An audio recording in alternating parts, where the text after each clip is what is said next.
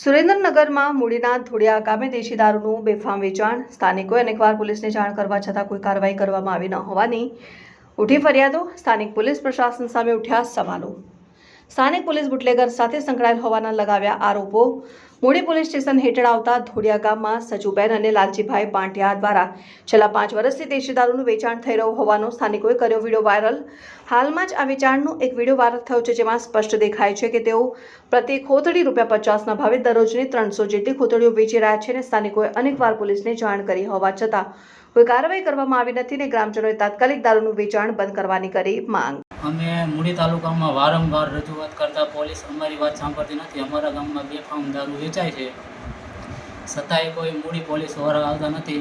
પીએસસીને પણ રજૂઆત કરી, બીટ જમાદારને પણ રજૂઆત કરી, પણ છતાંય કોઈ સહાય મળતી નથી અમને. દરરોજ કેટલો દારૂ વેચે? દરરોજ 300 થી 400 કોતરી વેચે છે, 10 થી 15,000 રૂપિયા. કોણ વેચે? લાલજીભાઈ વીરજીભાઈ બાંટિયા. અમે તારે મૂલ્ય જાય મૂલ્યથી પાછા આવી કોઈ અમારી રાડ ઝીલતા નથી અને હપ્તા લઈ લે છે અને અમારે હવે બંધ કરવો છે. કાલે અમારા ગામમાં દારૂ ન હોવો જોઈએ.